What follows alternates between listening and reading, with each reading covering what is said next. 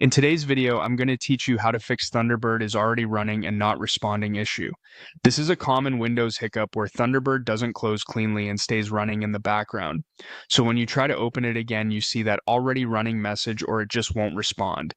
The good news is you can clear it up in a minute by fully closing the stuck process and launching the app fresh. Start with Thunderbird the way it is, even if it's frozen or minimized. We're going to use the Windows taskbar to get to the tool that can stop it. Move your mouse down to an empty area on the taskbar at the bottom of your screen, right-click, and choose Task Manager. If you see a compact window, look for the option to expand it so you can view more details. That brings up the full list of what's running on your computer. On the Processes tab, scroll through the list and find Thunderbird. It may appear as Thunderbird or Mozilla Thunderbird, usually under the Apps section. If it's not there, check the background processes list just below. Look for the familiar envelope icon to help you spot it. Take your time here and make sure you have the correct app selected so you don't accidentally close something else you're working on. Once you've highlighted Thunderbird, click the End Task button in the lower corner of the Task Manager window.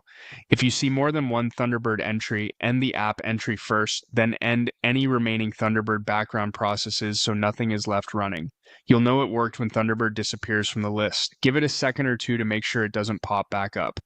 Now that the stuck process is gone, let's open Thunderbird cleanly. Click the search icon or the search box on your taskbar, type Thunderbird, and open the app from the results. Because we ended the background process, this launch should be a fresh start and the already running message should be gone. Your inbox and folders will load normally. A quick tip for the future. Before shutting down Windows or putting your PC to sleep, give Thunderbird a moment to close after you click Exit so it has time to finish writing any data. That small pause helps prevent the background process from lingering.